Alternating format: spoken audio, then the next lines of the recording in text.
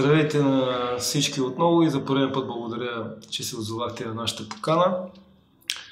Традиционно ОДМ Разград ще представи информация за пътно-транспортната обстановка на територията на ОДМ Разград за изминалата седмица, както реализираната административно-наказателна дейност.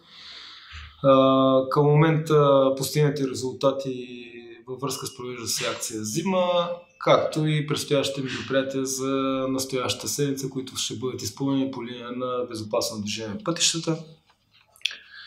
Информация за пътно-транспортната обстановка на територията на ОДМ Разград за периода от 28.10 до 3.11.24 година. За изминалата седмица, който обхваща посочения период, на територията на ОДМ Разград са настъпили общо 9 пътно-транспортни происшествия, от които едно тежко с едно ранено лице. За същия период на 23-та година са били настъпили 6 происшествия, от които едно тежко с 2 ранени лица. 4 от пътно-транспортни происшествия са настъпили заради неправилна маневра движение назад, други 3 поради отнемане на предимство. Една от катастрофите е възникнала заради несъобразена с пътните условия скорост и една при неправилно разминаване. 8 от происшествията са настъпили в населено място, а само едно е настъпило извън населените места. Информация за административно-наказателната дейност, реализирана от ОДМ Разград за периода 28.10.24 година до 3.11.24 година. За посочения период са съставени общо 78 акта за установяване на административни нарушения и 77 броя глоби по фиш, от които 473 броя електронни фишове. Установените нарушения на скоростните режими за седмица са 233. 6 от актовете са за шофиране след употреба на алкохол, 3 от които с концентрация до 1,2 промила и 3 над посочената стойност. Установен е един случай за управление на МПС след употреба на наркотични вещества. Съставени са 2 акта за направени откази за тестване на водачи за употреба на наркотични вещества. Установени са 5 неправоспособни водачи, като при един случай шофьорът е бил лишен от право да управлява моторно превозно средство по административен ред. За поредна седмица най-много актове са съставени за случаи на водачи без поставен обезопасителен колан. Те са 23. Установени са и 10 пътника, които са без поставен предпазен колан. Един водач е хванат да управлява двуколесно превозно средство без предпазна каска. Установени са 2 случая за превоз на деца без системи за обезопасяване. За посочения период са съставени и са установени 4 нарушения, извършени от страна на пешеходци.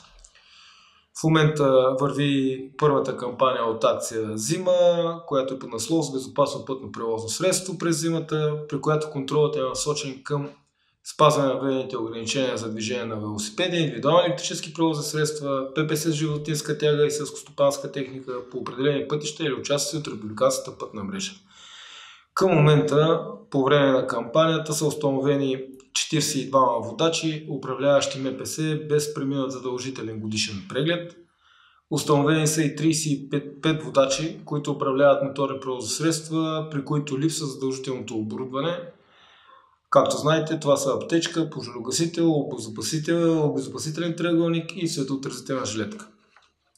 За периода от 28.10 до 3.11.24 година са били отнети 8 шофьорски книжки за различни по вид нарушения на ЗДВП. За шофиране след употреба на алкохол са отнети 5 СМПС, за неизключена задължителна застраховка гражданска отговорност са отнети 3 СМПС. Тези СМПС са върнати на водачите след представена изключена задължителна застраховка гражданска отговорност.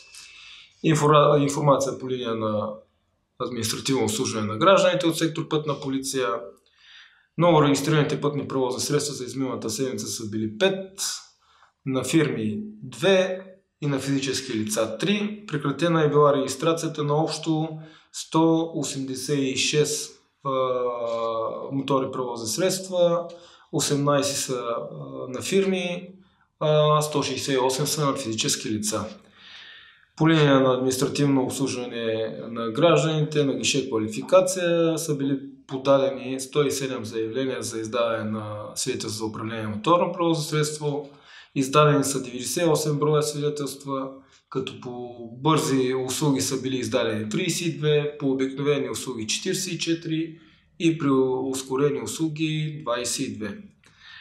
Както бяхте запознати и на предния проведен брифинг, към момента през целия период на ноември месец ще протече традиционната акция на полицията, която е зима.